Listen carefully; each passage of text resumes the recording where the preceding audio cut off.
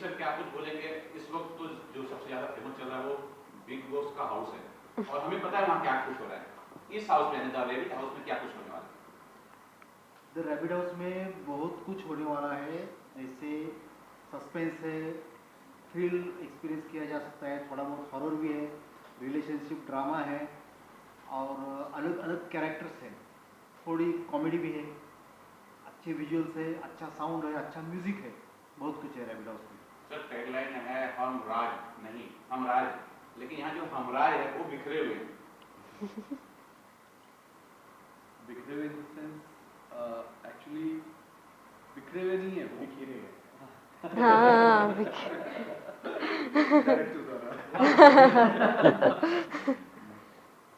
आपको टैगलाइन के बारे में पूछना है तो टैगलाइन बड़ा इंटरेस्टिंग इसलिए है क्योंकि वो एक्चुअली रिफ्लेक्ट करता है हमारी स्टोरी को। द रैबिट हाउस को, द रैबिट हाउस रिप्रेजेंट्स जो भी सिचुएशंस वहाँ पे टिकी होती है उसको रिप्रेजेंट करता है। तो ही जब उसे जीवित माना जाए रैबिट हाउस को, रैबिट हाउस नोज एवरीथिंग, वो हमराज है। रैबिट हाउस पहले पहले लगता है कि राज है, कुछ सीक्रेट है, मिस्ट्री है उसमें, तो रैबिट हाउस बोलता है कि हम राज नहीं, हम राज है, ये टाइप है। अच्छा जी सर, ये रैबिट जो है ये सिंबॉलिक है? यस, रैबिट सिंबॉलिक है। रैबिट हाउस भी दो तरीके से है, एक्चुअल रैबिट हाउस है, उसकी जो रचना है वो भी यूटिलाइज की गई है, और सिंबॉलिकली भी है। जैसे अपना एक कभी कभी मनस्थिति होती है कि किसी सिचुएशन से हम बाहर नहीं निकल पाते, तो कहाँ से एग्जिट ले समझ में नहीं आता, कभी हम इस डिसीजन जैसे उस डिसीजन में चले जाते हैं, लेकिन हर डिसीजन कभी कभी गलत लगता है, एग्जिट नहीं मिलती, तो हमारे मन की स्थिति रैबिट हाउस जैसी हो जाती है। ये थोड़ा सा सिंबल थॉट प्रोसेस जानना चाहूँगा। जब भी हम कपल्स को देखते हैं, कपल्स कहीं हनीमून के लिए जा रहे हैं, हिल स्टेशन जा रहे हैं, एक रोमांटिक सीन होता है, बहुत बढ़िया से होता है, आपने उसको पूरी तरह से अलग ही सीन बना दिया, सस्पेंस बना दिया रियलिस्टिक है। फिल्म देखेंगे रोमांटिक भी है इसमें, लेकिन वो पहलू अलग, वो देखेंगे देख के ही पता चलेगा अलग नजरिए से। जी सर, आपसे जानना चाहूँगा सर, क्योंकि जो आपका कैरेक्टर है, अगर इस तरह कैरेक्टर को हम देखेंगे आम जनता के बीच में भी है, आम पब्लिक के बीच में, लेकिन वो एक मानसिक रोगी टाइप का, क्या इस तरह के कैरेक्टर को प्ले करने के लिए थोड़ा सा वर्कशॉप हुआ, क्या कुछ हुआ? जी वर्कशॉप तो हुआ है हमारा, बिकॉज ये कैरेक्टर आप सिर्फ it's not only about acting, क्योंकि आपको प्रिपरेशन लगता है, आप गलत ढंग से पेश नहीं कर सकते किसी मानसिक रोगी को, और खास करके ऑब्सेसिव कंपल्सिव डिसऑर्डर और ADHD जिसको हो, और उसी की वजह से वो जो वेयर्डनेस आता है उसके बिहेवियर में, वो स्टडी किया था साइकेट्रिस्ट से मिलकर, और वर्कशॉप में हमें गाइड किया गया था, पेशेंट्स से मिले बहुत सारे, to understand mannerism behaviour scenes के साथ जोड़ा गया है वो। दैट्स वाई हमारा जो रिलेशनशिप सफोकेट होता है वो क्यों होता है, वो आप जस्टिफिकेशन मिलता है उसका। सर आपके कैरेक्टर के बारे में जानना चाहिए, किस तरह का अभिनय होगा आपका? अभिनय तो बहुत ही सादगी भरा होगा देखेंगे। लेकिन सस्पेंस है सर, मैंने ये देखा है कि आप अपने जो अपनी फैमिली है उसको बचा रहे हैं और पुलिस को मिसगाइड कर रहे हैं। अगर सही मायने में देखें तो जैसे रैबिट हाउस एक नाम रखा है, अगर फिल्म के अकॉर्डिंग देखें तो ये नाम है विक्की राइट जो मैं प्ले कर रहा हूँ, तो वो मेरा गेस्ट हाउस है, मैंने उसका नाम रखा है, तो कहीं ना कहीं उसके अंदर में वो चीज़ें होंगी जो वो नाम सोचा होगा जो रैबिट हाउस रखा है। तो वो रैबिट हाउस जो छोटे छोटे घर अंदर बनाता है कनेक्ट करके बीच में, उसका मकसद यही होता है कि प्रोटेक्ट करे फैमिली को, तो कहीं ना कहीं उसके अंदर से भी होता है। और सिचुएशन ऐसी आती है, बाई चांस कपल आया और कुछ ऐसी ट्रेजेडी हो जाती है, सिचुएशन आया, तो वो उसी तरह जिस तरह से रैबिट हाउस रहता है वो सिचुएशन ऐसी आई और अपनी फैमिली को बचा रहा है उस तरह से, किसी भी तरह से, कभी किसी को अवॉइड करके, कुछ बातें इग्नोर करके, घुमा फिरा के, जो आप देखोगे तो मतलब पूरा उसको गोल मोल करके बस उसकी फैमिली जो है सुरक्षित रहे। वही आपने मिसगाइड शब्द यूज़ किया था, तो पुलिस वहाँ तलाशी लेने के लिए आते हैं, तो विकी भाई बोलते हैं कि आओ मैं आपको गाइड करता हूँ, क्योंकि रैबिट हाउस है ना, पुलिस भी फंस सकता है, तो पुलिस बोलता है कि गाइड करोगे या मिसगाइड, अकेला अंदर चला जाता है, तो उसका क्या होता है, वो भी एक इंटरेस्टिंग पार्ट है इसमें। सर आपसे जानना चाहूँगा, आपको इस फिल्म के लिए सिंगिंग के लिए बुलाया गया था कि एक्टिंग के लिए? एक्चुअली इस फिल्म के लिए मुझे म्यूजिक के लिए, बैकग्राउंड स्कोर के लिए और एक्टिंग के लिए बुलाया गया।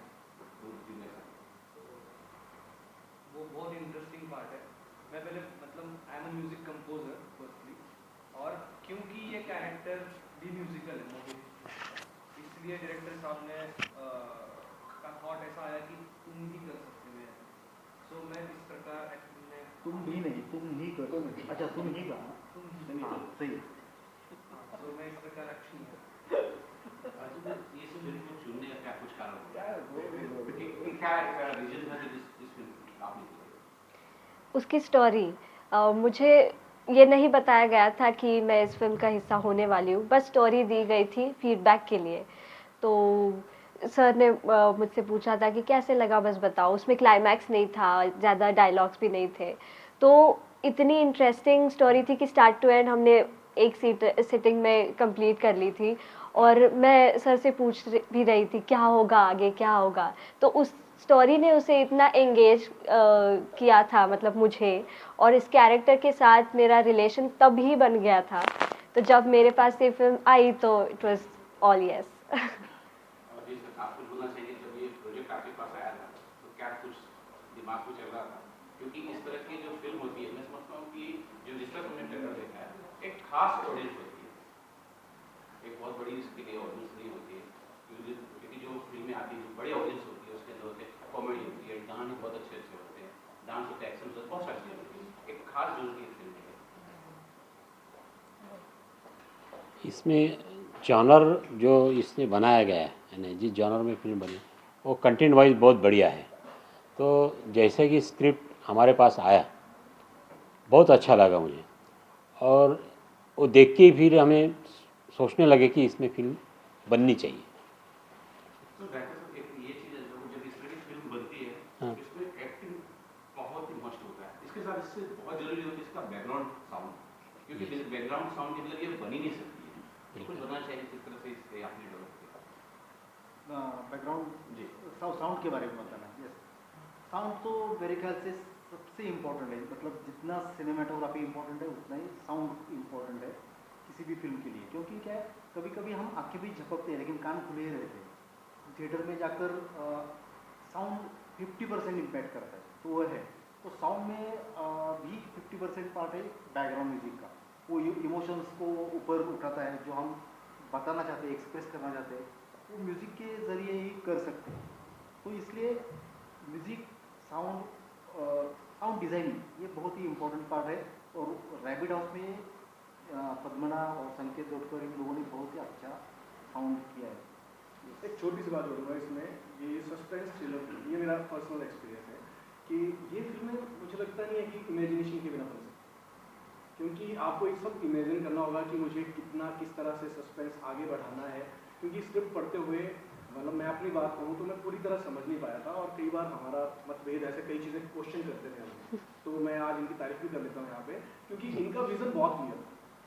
मतलब इसमें सब एग्री करेंगे, पूरा क्लियर था। हम बोलते थे कि हो जाएगा, ये क्लियर है, ये मैंने हाँ समझा है। तो जैसे बोला हमने ये कूल डायरेक्टर है, तो बहुत क्लियर से बोलते थे कि तो ये जो सस्पेंस थ्रिलर जो फिल्म है, आई थिंक इमेजिनेशन के बिना नहीं होती, और इनकी इमेजिनेशन इसमें बहुत स्ट्रॉन्ग थी। शायद वही रिजल्ट है कि ये फिल्म इतनी बेहतरीन। अच्छा सर, फाइनली आप सब एक साथ मिल करें कि दर्शक के 20 दिसंबर को सिनेमा लग जाएंगे। ऐसा भी किया एक मित्रों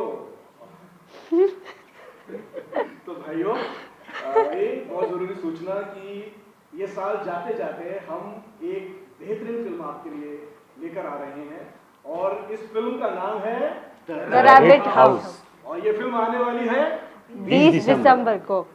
तो आइएगा ज़रूर। हम राज नहीं, हम राज हैं।